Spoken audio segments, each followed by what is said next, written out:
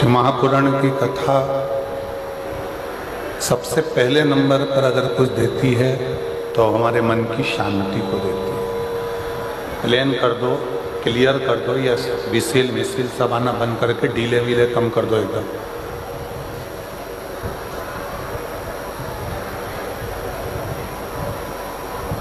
महापुराण की कथा एक हृदय की शांति को, मन की शांति को प्रदान करती है।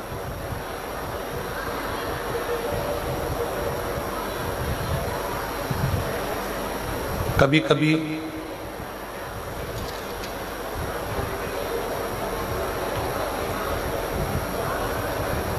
विचार करिएगा, कई लोगों के मन में एक प्रश्न खड़ा हो जाता है कि हमने इतनी सारी पुराणें सुनी,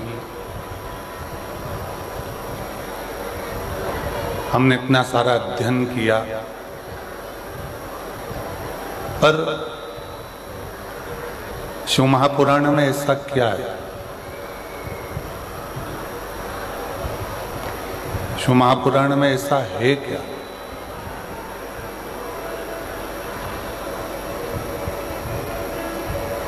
कि जो कथा के मंडप में जाता है, जो कथा को श्रवण करने के लिए जाता है, जो कथा सुनने के लिए जाता है, और मेरा देव अधिदेव महादेव उसकी झोली खुशियों से भर देता है।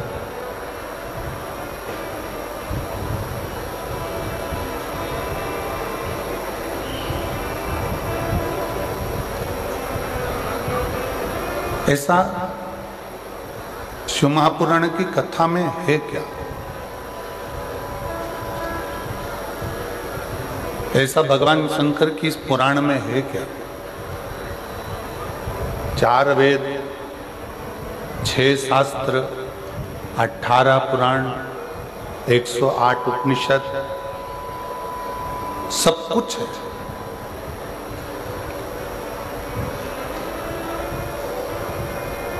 चार वेद भी हैं, 6 शास्त्र भी हैं, 18 पुराण भी है, 108 उपनिषद भी हैं, सब कुछ है। पर इन सबके होते हुए शिव महापुराण का पंडाल, शिव महापुराण की कथा, शिव महापुराण का चरित्र, शिव महापुराण की कथा में ऐसा क्या है कि भगवान शंकर 3 महीने में मन की मुराद पूर्ण कर देता है और लोगों की झोलियां खुशियों से भर देता है क्या?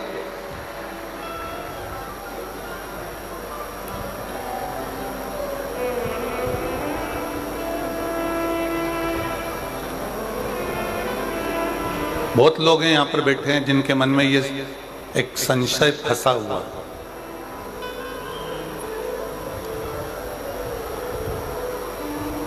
बहुत सारे शिव भक्त आस्था चैनल के माध्यम से, फेसबुक यूट्यूब के माध्यम से कथा को सुन रहे हैं, उनके मन में भी ये संशय फंसा है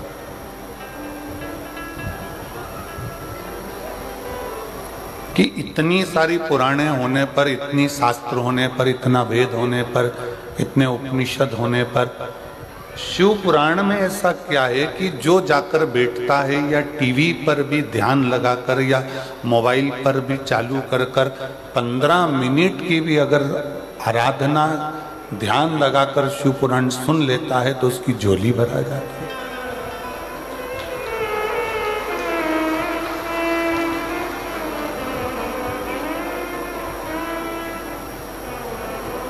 और ये केवल आप लोगों के मन का संशय नहीं, पूरे भारत की भूमि ही नहीं, देश विदेश में भी ये संशय है कि हमने इतनी पुराण, कई भागवत भी सुनी है, रामायण भी सुनी है, विष्णु पुराण भी सुनी है, नर्मदा पुराण भी सुनी है, लिंग पुराण भी सुनी है, नारद पुराण भी सुनी है, भविष्य पुराण भी सुनी है, गरुण पुराण भी सुनी है, हमने सारी कुर्म पुराण भी सुनी है, हमने ब्रह्म विवर्त पुराण भी सुनी है, हमने सारी पुराणों को सुना, पर ये शिव महापुराण की कथा में ऐसा क्या है?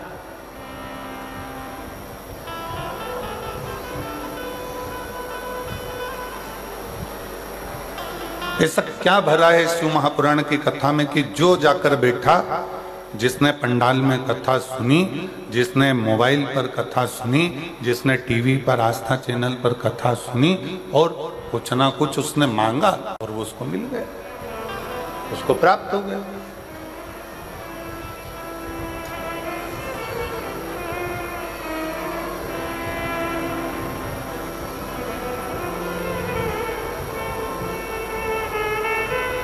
चार वेद, 6 शास्त्र, 18 पुराण, 108 उपनिषद, सब में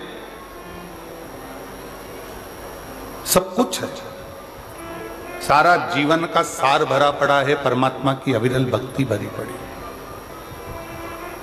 पर शिव महापुराण क्या दे रही है? ये इतने भक्तों का सैलाब, इतने शिव भक्त लगातार कई सालों से लगातार शिव की कथा सुनते हैं, मांगते हैं, झोली पसार कर लेते हैं और चले जाते हैं और फिर वापिस कथा में आ जाते हैं कि मेरे बाबा ने मुझे झोली भरकर फिर दे दिया, मेरे बाबा ने फिर प्रदान कर दिया, मेरे बाबा ने मुझे सब कुछ दे दिया, फिर आ जाते।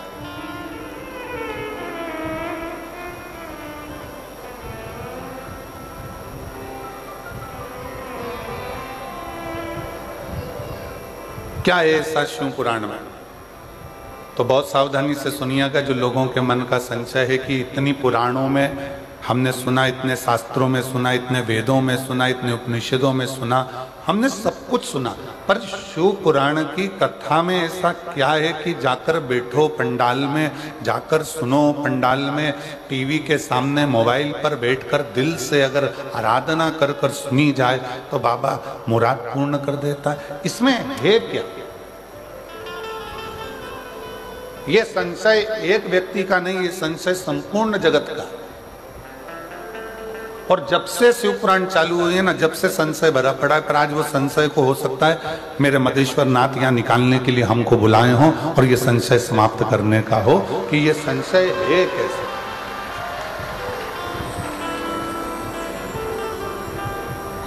और आज अगर वो प्रसंग निकला है तो बड़े सावधानी से सुनिएगा। चारों वेद, 6 शास्त्र, 18 ही पुराण, सारे उपनिषद, किसी में भी, किसी के अंतर्गत भी विराम का जब समय आया है, पुराण का जब विराम हुआ, जैसे भगवान कृष्ण की श्रीमद् भागवत का विराम हुआ, रामचरितमानस का विराम हुआ, विष्णु पुराण का विराम हुआ, अग्नि पुराण का विराम हुआ, नर्मदा पुराण का विराम हुआ, लिंग पुराण का विराम हुआ, नारद पुराण का विराम हुआ, किसी पुराण में भगवान ने आकर दुख मिटाने का बात नहीं कही। केवल एक शिव महापुराण की कथा ऐसी है जिसमें तुमरुका जी चंचुला देवी को कथा श्रवण करा रहे हैं और उसके यजमान स्वयं ईश्वर जी और गोरा जी अर्थात भगवान शंकर और पार्वती इस शिव महापुराण के यजमान बने हैं। अब यजमान का काम क्या है? यहाँ दिनेश जी ने कथा कराई, यहाँ बसंत जी ने कथा कराई, यहाँ पर हमारे माननीय मुख्यमंत्री जी की धर्मपत्नी भी बैठी हुई हैं, श्रीमती कौशल्या देवी सहाय जी भी बैठी हुई हैं, यहाँ पर बहुत सारे जिन्होंने पूर्व में कथाएं कराई हैं वो भी बैठे हुए हैं। तो यजमान का मतलब क्या? यजमान कौन? तो कहा यजमान कौन? तो कहा यजमान शिव पुराण का, भागवत जी का यजमान राजा परीक्षित है,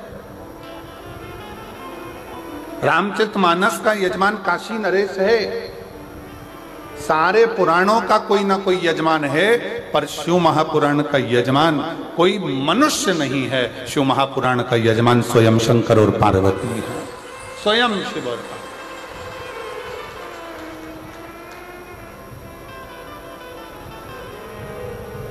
अब कथा विराम होती है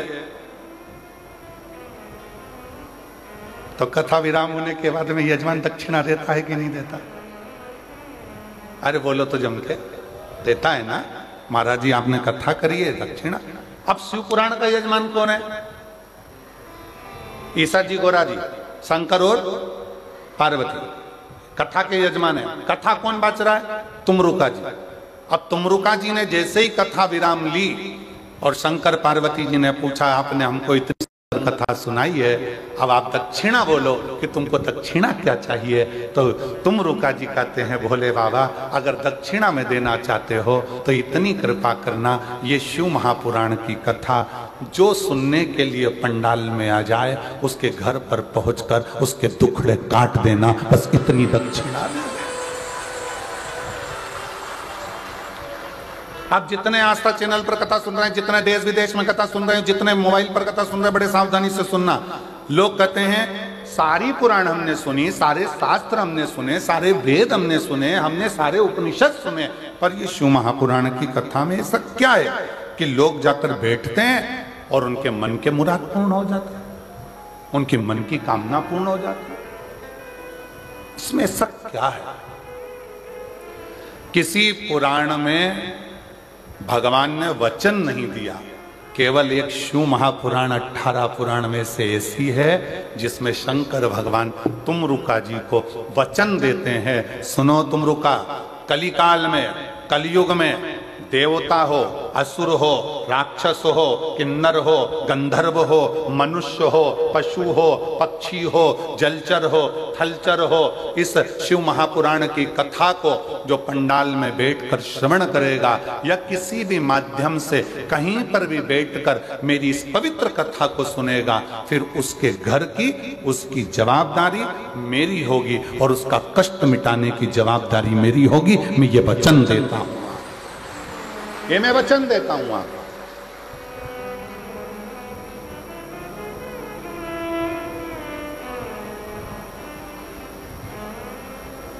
और लुटा दिया भंडार काशी वाले ने, कर दिया माला काशी वाले ने, जो जैसी भावना वो वैसा ही फल पाया, जो जैसी भावना वो वैसा ही फल पाया, नहीं खाली उसे लौटाया, वो मन ही मन हर्षाया, नहीं खाली उसे लौटाया, वो मन ही मन हर्षाया, और कर दिया माला माल काशी वाले ने, लुटा दिया भंडार काशी वाले ने।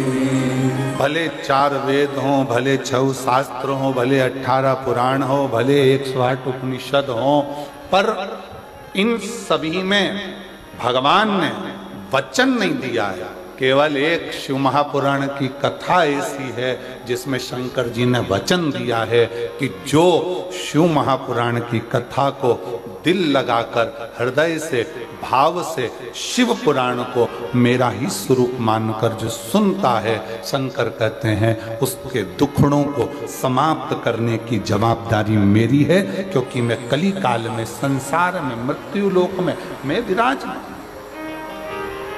ब्रह्मा ब्रह्म लोक में, भगवान विष्णु वैकुंठ लोक में, पर मेरे देव अधिदेव महादेव इस मृत्यु लोक के देव, पृथ्वी के।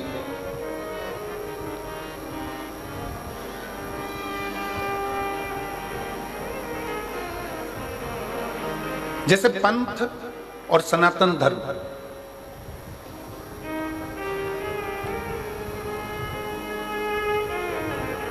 पंथ और सनातन धर्म दोनों में जमीन आसमान का अंतर।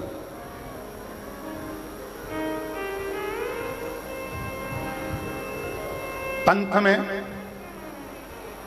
कुछ चीजें एक जैसी होती, जैसे किताब एक, देवता एक, पूजन स्थल एक,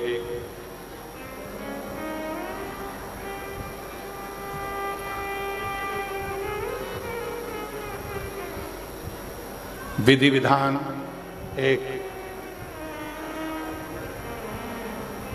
पंथ में और सनातन धर्म में बहुत अंतर।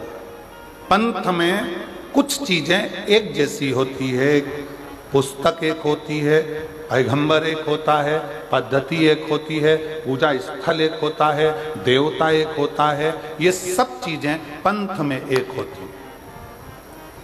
आप दूसरे धर्म देख लीजिए, दूसरे पंथ देख लीजिए, सभी पंथ में आपको एक पुस्तक मिलेगी।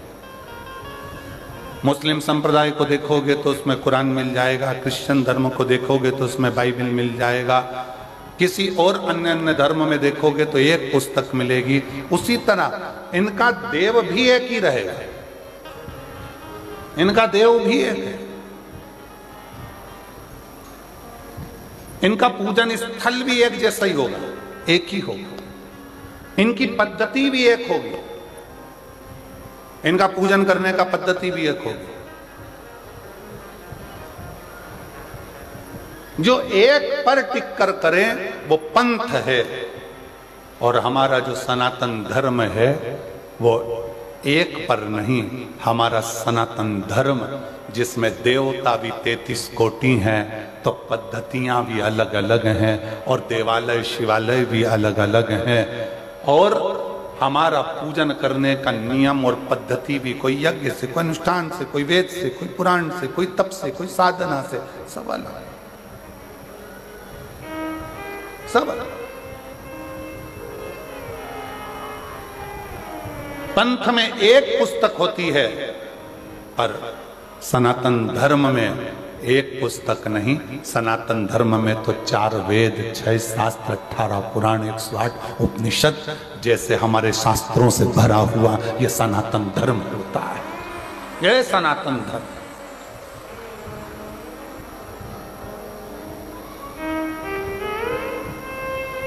अब चलो बहुत अच्छी तरह से समझ लेना।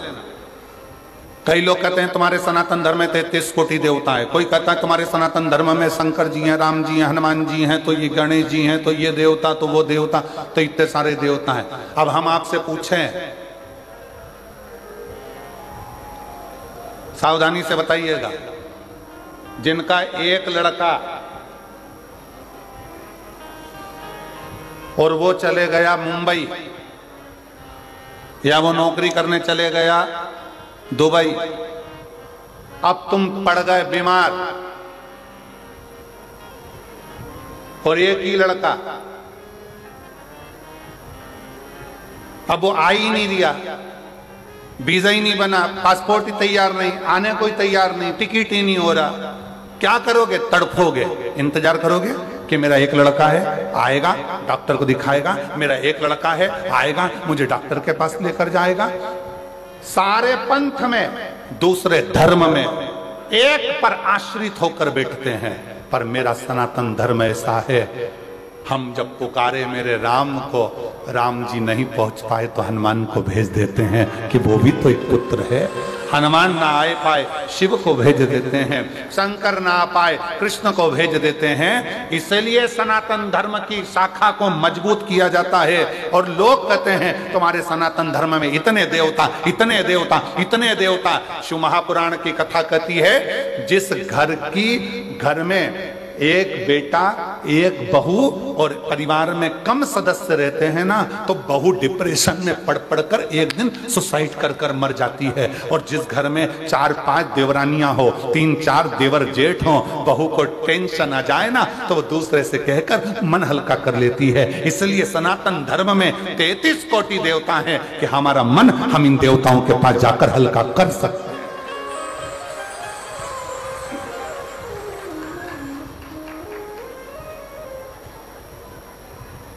कोई तुमसे कहते हमारे धर्म में आ जाओ, कोई कहते तुम हमारे पंथ में आ जाओ, कोई कहते तुम हमारे धर्म अपना लो, उनसे कह देना तुम्हारे यहाँ है ही क्या, एक, और हमारे यहाँ भरा पड़ा है 33 कोटि देवताओं से पूरा अंबा।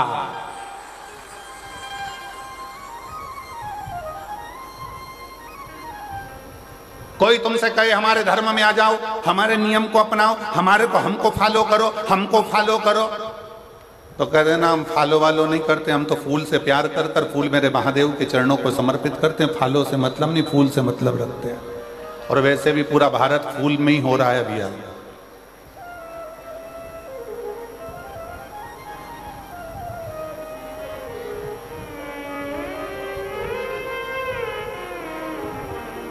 और फिर मेरा निवेदन है मेरे सनातनियों से, मेरे हिंदू भाई बहनों से, मेरे सनातन धर्म के सभी भक्तों से निवेदन इसलिए करते हैं, घर में कम से कम 2, 3, 4 छोरा छोरी होना चाहिए,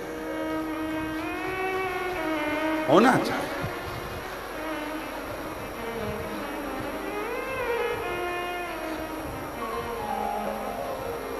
अब कई लोग सबसे ज्यादा दिक्कत मीडिया वाले हमसे प्रश्न करते हैं, गुरुजी तुमने तो कह दिया कि 3-4 बच्चे होना चाहिए, इनका पेट कौन भरेगा? तो हम कह देते तुम्हारा कौन भर रहा है? जो तुम्हारा भर रहा है वो 4 का और भरेगा, और जो 4 का भर रहा है वो 8 का भरेगा। बस इतना याद रखो, सरकारी गोडाउन को भरने की जवाबदारी तुम्हारी है, वेयर हाउस को भरने की जवाबदारी तुम्हारी है, पर किसी के पेट को भरने की जवाबदारी तुम्हारी नहीं, उस देवाधिदेव महादेव की है। वो जवाबदारी तुम्हारी नहीं है, वो जवाबदारी है देवाधिदेव महादेव की। अपने धर्म को प्रबल करने के लिए यहाँ शिव महापुराण की कथा कहती है, पंथ में एक देव हो सकता है, पंथ में एक पुस्तक हो सकती है, पंथ में एक पद्धति हो सकती है, पंथ में एक पूजन स्थल हो सकता है, पर सनातन धर्म में 33 कोटि देवताओं का भाव होता है, सनातन धर्म में कई पुराणों का भाव होता है, सनातन धर्म में कई वेद और शास्त्रों का भाव होता है, सनातन धर्म में कई पद्धतियों का भाव होता है, सनातन धर्म में कई देवालय का भाव होता है। यहाँ आए हो मयाली गांव में मदेश्वर नाथ का दर्शन कर लिया, फिर किसी दूसरे गांव में चले जाओ, फिर किसी देवता का दर्शन कर लो। शंकर भगवान और अन्य देवता में एक सबसे बड़ा अंतर है कि शंकर भगवान जिस गांव में रहते हैं उसी गांव से पूजा जाते हैं। जैसे जसपुर में अगर मालूम पड़े कोई शंकर जी का मंदिर है तो वहां पर नाम हो जाएगा जसेश्वर महादेव, यहां आकर बैठ गए तो मधेश्वर महादेव। जिस जगह पर अभी हम कल एक वो यहीं पास में गांव था, कौन सा चरमरी गांव, कौन सा गांव था है? अच्छा तुम तो समझ गए ना, हाँ बाकी के सब जान दो, अपने को समझ में आना चाहिए, बाकी के तो आए तो नहीं आए। तो कल हम वो गांव गए थे तो कौन से महादेव है?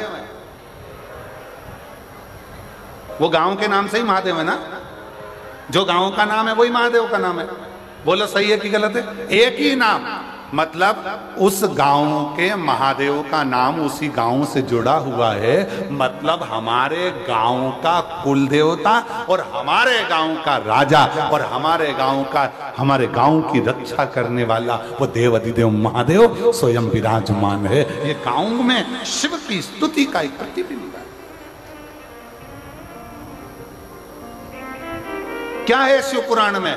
अब आप लोगों को कह सकते हो कि आखिर इस कली काल में शिव महापुराण का इतना महत्व क्यों है?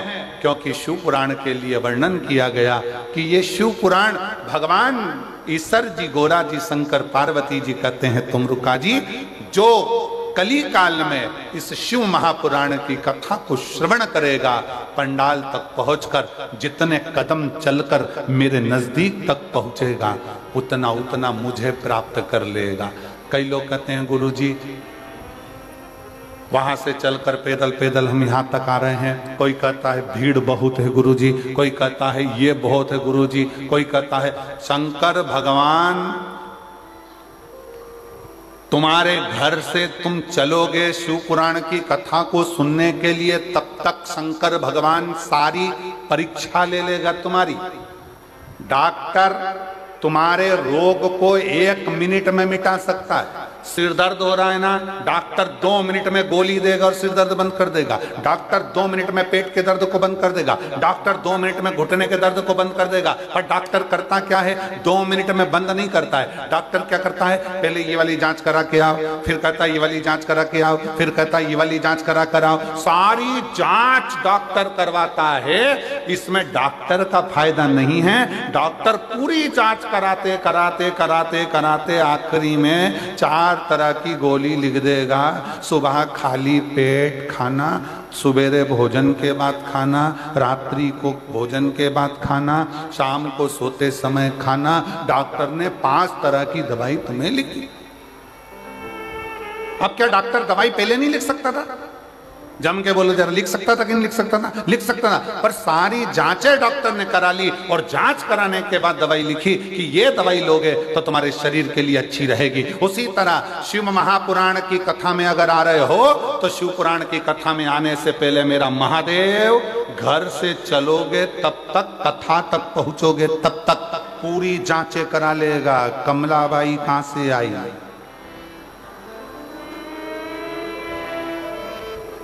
फिर पता करा दूसरे की गाड़ी में बैठकर आई है। फिर पता करा कोई छोड़ने वाला नहीं था, बस में बैठकर आई है। फिर पता करा, सारे पर्चे भगवान सारी जांचें करा लेगा और आधा किलोमीटर 1 किलोमीटर दूर छोड़ेगी गाड़ी और वहां से फिर चलती चलती धीरे धीरे टुकर टुकर झुकती झुकाती आराम से फिर कथा में जाके फिर सोचेगी आगे बैठूं क्या। विचार कर, अब आगे जगह नहीं मिली तो कहीं पीछे जाएगी, पीछे नहीं मिली साइड में जाएगी, साइड में जाएगी, पेड़ के नीचे बैठ के कथा सुनेगी। और वहां बैठकर कथा सुनने के बाद जब घर जाएगी तो शंकर भगवान कहेंगे अब इसके सारी जांचें पूरी हो चुकी है, इसके पास खुद की गाड़ी नहीं है, बस में बैठ के आई थी। अगली कथा जो झारखंड में 11 मई से यहीं से 80 किलोमीटर दूर जसपुर से झारखंड में कौन सा घुंगरू, ऐसा कोई घुंगरा, अरे तुम समझ गए ना। आशीष से लिख के ला देना मेरे को, झारखंड है आशीष, उनसे लिख कर ला दीजिए नाम, कौन सा गांव का नाम है वो, घुंगरा करके कोई सा गांव है, गूंगा,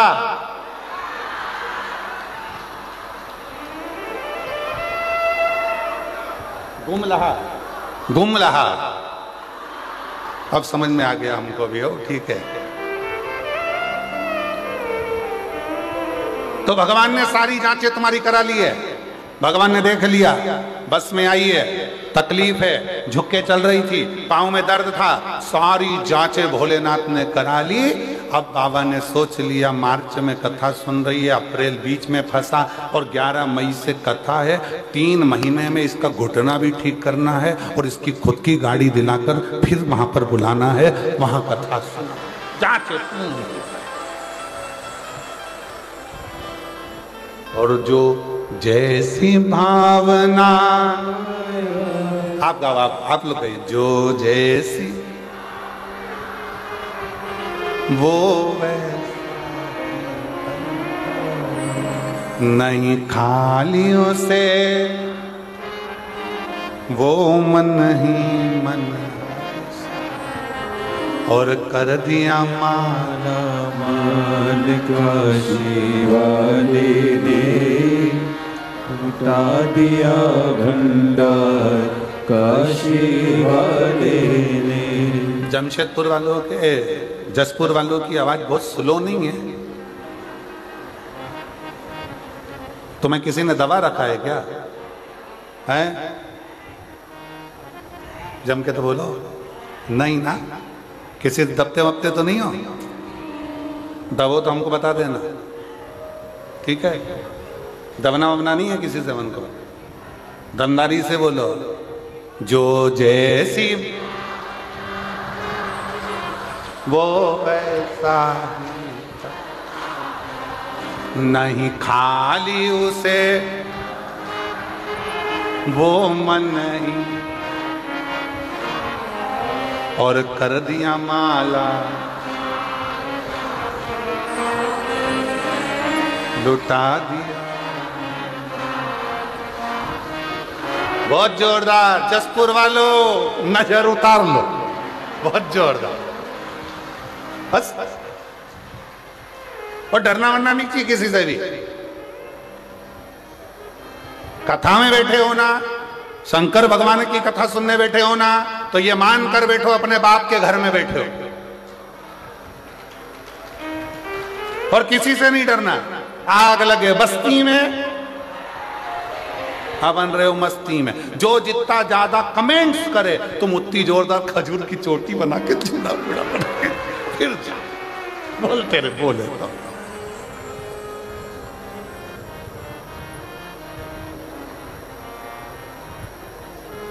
मस्त होकर अब कई लोगों के मन में जो संशय था कि गुरुजी शिव पुराण में क्या है, शिव पुराण में क्या है, तो याद रखना किसी पुराण में भगवान ने वचन नहीं दिया, केवल एक शिव महापुराण की कथा ऐसी है जिसके विराम पर तुमरुका जी को भगवान शंकर ने वचन दे दिया कि कली काल में जो इस शिव महापुराण की कथा को दिल से सुनेगा उसके सारे दुख तकलीफ काट कर हृदय में शिव भक्ति का निवास कर दूंगा, उसके हृदय में शिव भक्ति दे दूंगा।